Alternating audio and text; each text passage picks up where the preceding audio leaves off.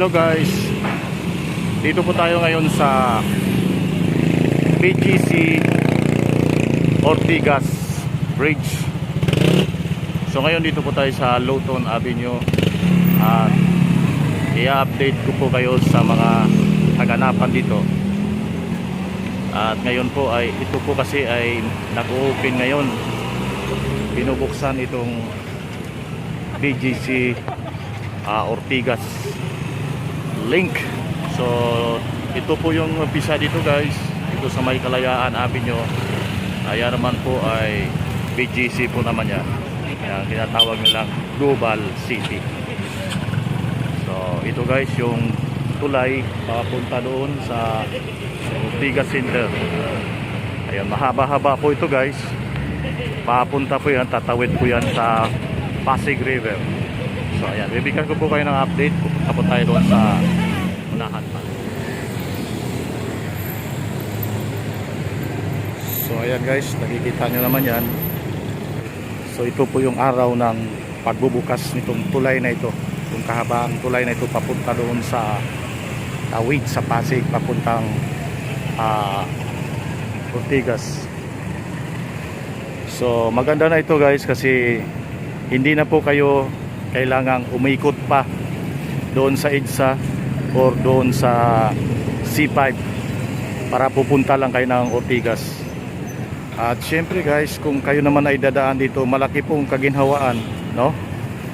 Kasi kung doon kayo dadaan sa EDSA o doon naman sa C5 ay aabutin po kayo ng 30 minutes, no? Pero ngayon dito sa tulay na ito ay aabutin na lang po tayo ng 11 minutes. So malaking kaginhawaan sa ating mga motorista kung kayo po ay dadaan dito sa may BGC Ortigas Bridge. Okay. So ayan, ngayon ito binubuksan sa araw po ng Kalayaan. Isa lamang ito sa proyekto ng ating gobyerno sa pamumuno po ng ating mahal na presidenteng Digong. Ayan, no? So ito, isa po ito sa mga build na ginagawa ng ating administrasyon ngayon. So napakalaking malaking halaga ito kasi instead na iikot tayo doon sa may EDSA o doon sa C5 papunta nga Ortigas Center. So dito na po. Kung galing naman kayo ng Taguig, no? At dito sa BGC, kung may pinupuntahan kayo dito at gusto kayong pumunta doon sa may Ortigas Center, ay malaking kaginhawaan kung dito po tayo dadaan sa may BGC Ortigas Bridge, no? So ayan guys, so napapasalamat tayo dahil mayroon po tayong isang pinuno sa ating bayan, mahal na bayang Pilipinas. Araw po ngayon ng kalayaan ng Pilipinas at ngayon po ay binubuksan po ang BGC Ortigas link po naman. Ayan. So punta po tayo sa kabila.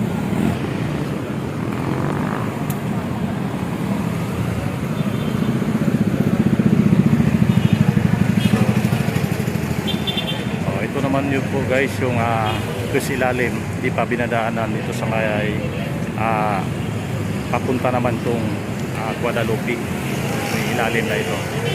So yun namang isang kagilid na yan ay galing naman yan, kung galing ka sa Ortigas, dito naman yan ang bagsak. Tapos kung galing ka naman dito naman po yan sa kanan yung daan naman yan papunta doon sa may Ortigas. Okay.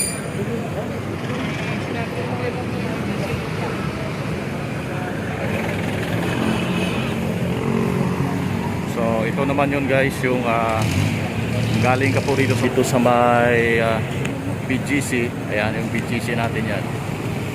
Yan, so, Global City ang kung tatawagin. Yan, matataas po na yung mga building yan. So kung pupunta naman po kayo ng mga Ortigas Center, dito po yan sa daan. Nakita nyo yan, sakyan na yan, papunta na yan doon. Yan. Ayan. So ngayon wala pa masyadong dumadaan ano kasi parang inauguration pa yata doon sa may unahan yan, no? Ayan. Kasi ngayon ito po ay binubuksan. Ngayon lamang ito binubuksan para sa mga motorista. Pero siyempre ay mayroon pa yung mga inauguration bago ito padaanan mamaya ng ating mga motorista. Ayan. Okay.